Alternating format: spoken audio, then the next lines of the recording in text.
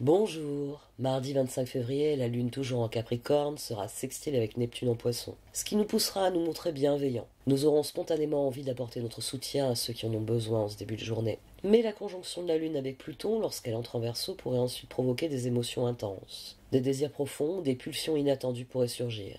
Prenez un instant pour observer ce qui se passe en vous sans vous juger, et si l'envie de tout changer vous prend, assurez-vous que ce soit une vraie transformation et non une impulsion passagère. D'autant plus que toute la journée, la conjonction de Mercure avec Saturne progressera vers son apogée et minera notre humeur. Il sera difficile de voir le verre à moitié plein. Fatigué, frustré, l'impression que personne ne nous comprend. Ce sera la faute de cette conjonction Mercure-Saturne, qui résonne telle une leçon de morale, peut-être parce que vraiment pas justifiée. Mais gardez à l'esprit que ce n'est qu'un passage. C'est encore une de ces journées où on a l'impression qu'on n'a pas le droit de s'exprimer alors que l'on a le droit de s'exprimer. On ne sait plus comment aborder les choses, ou on est peut-être un peu débordé émotionnellement, mais où l'on peut apprendre beaucoup, à condition de classifier, de hiérarchiser nos émotions, pour se baser sur des sentiments qui, eux, sont durables et fiables.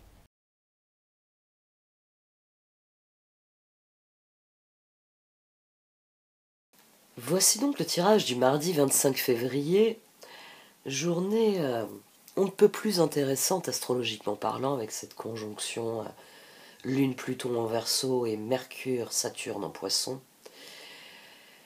Et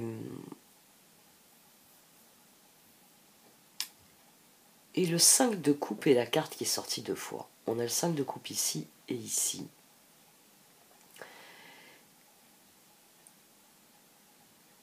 Nos regrets vont être le principal problème durant cette journée. Il va falloir se battre. C'est 5 de bâton. Les cartes nous voient bataillant avec nos regrets. Et j'ai envie de dire que là se trouve la solution. D'ailleurs, 7 et 2, 9. On a le 7 de bâton et la papesse.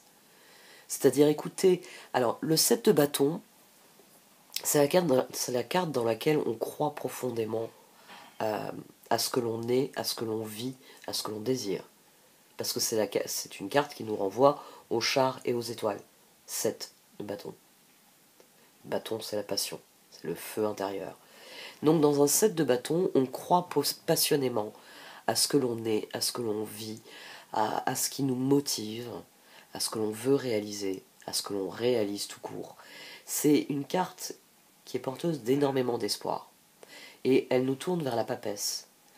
La meilleure solution demain pour combattre vos regrets, c'est d'écouter la petite voix en vous qui vous dit toujours « Regarde par là, il y a de l'espoir. Regarde ça là-bas, ça, c'est plein d'espoir. » C'est vraiment cette part de nous qui croit, en dépit de toute autre considération, qui croit profondément. C'est le je sais. C'est pour ça que ça nous fait le 9 de l'ermite. C'est le je sais. Je ne sais pas pourquoi je le sais, mais je le sais. Et c'est comme ça.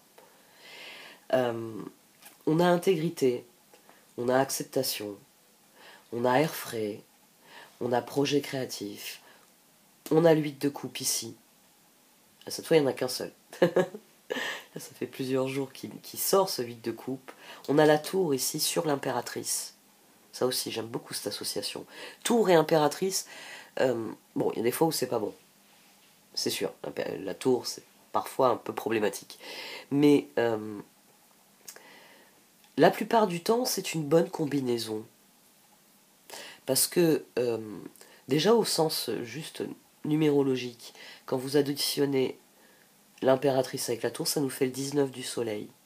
Parce que c'est souvent dans les moments de changements brutaux, la tour, que notre créativité, notre intelligence donc, prend le dessus et nous permet de trouver de meilleures solutions, de meilleures façons de faire, de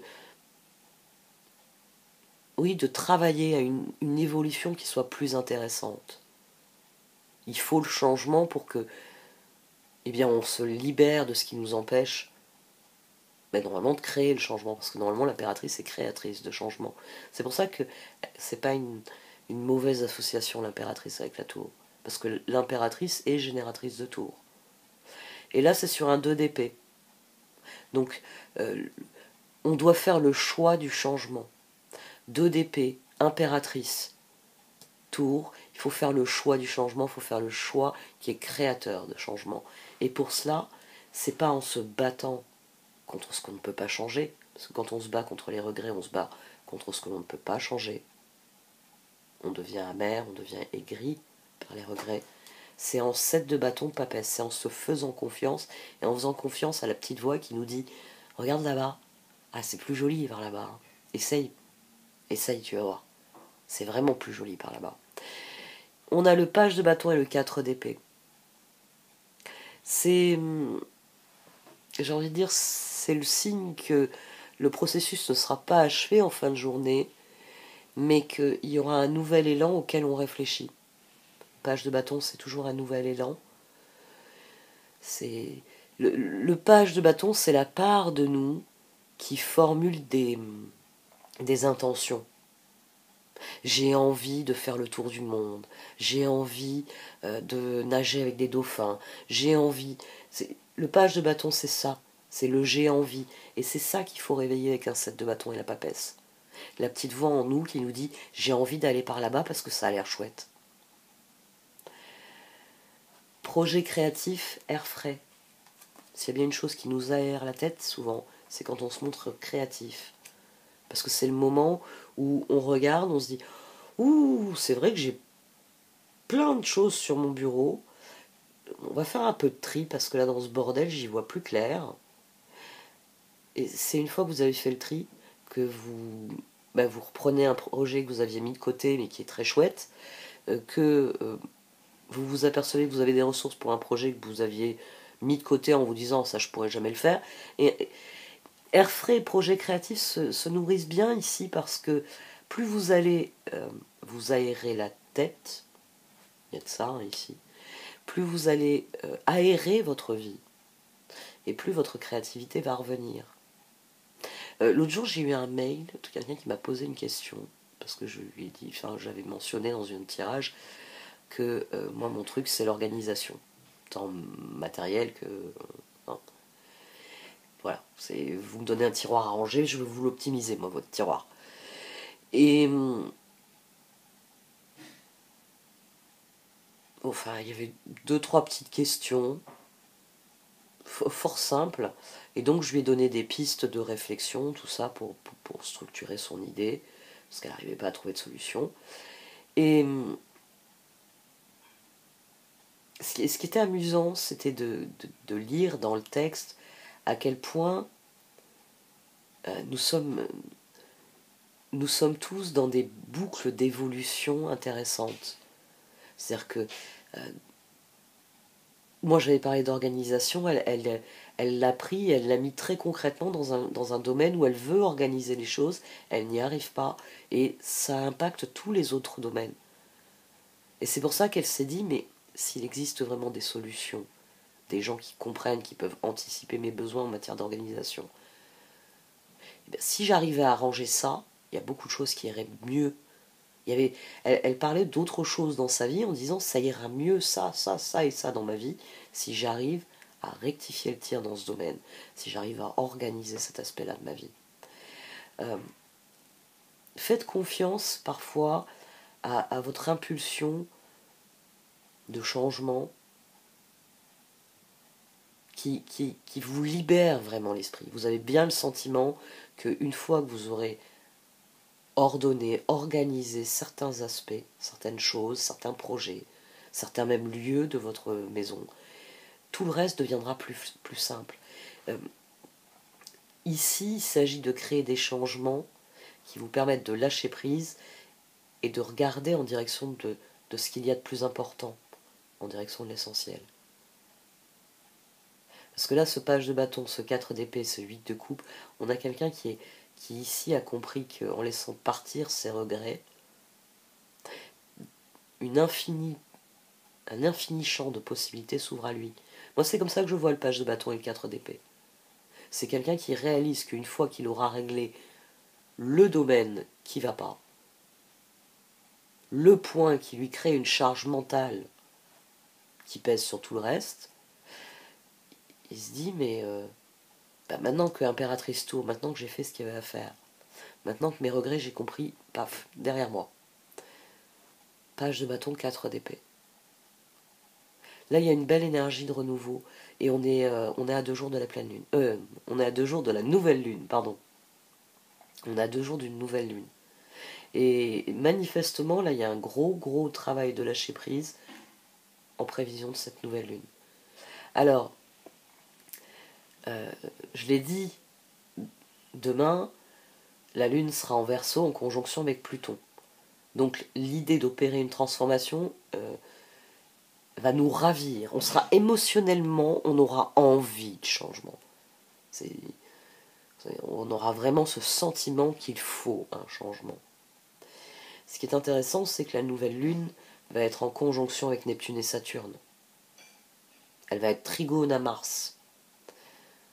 Bon, carré avec Jupiter, ça va pas aller bien loin, mais il y a vraiment une énergie de guérison durable qui permet de marquer un nouveau pas en avant, d'ouvrir un nouveau chapitre, d'ouvrir une nouvelle étape dans ce que l'on veut vivre. Et ça, c'est une dynamique qui est très intéressante parce qu'elle ressort d'emblée dans le tirage. Faites preuve d'intégrité, plus vous serez fidèle à vous-même et plus vous pourrez aborder les choses clairement, acceptation en sachant très bien ce que vous pouvez faire, ce que vous ne pouvez pas faire. Tout ça, c'est toujours utile de savoir.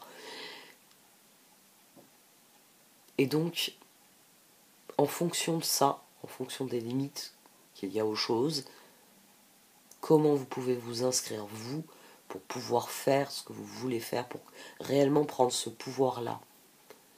Parce que l'impératrice, ici, c'est quelqu'un qui prend le pouvoir. Elle crée le schéma... Oh, j'ai plus le mot. Je l'ai en anglais. Je l'ai en anglais. Je l'ai plus en tête.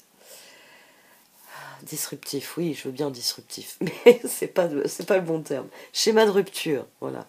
J'y arrive. Projet créatif. Votre âme a envie de s'exprimer de manière créative. Nous vous inspirerons pour apporter l'art et le talent dans votre vie.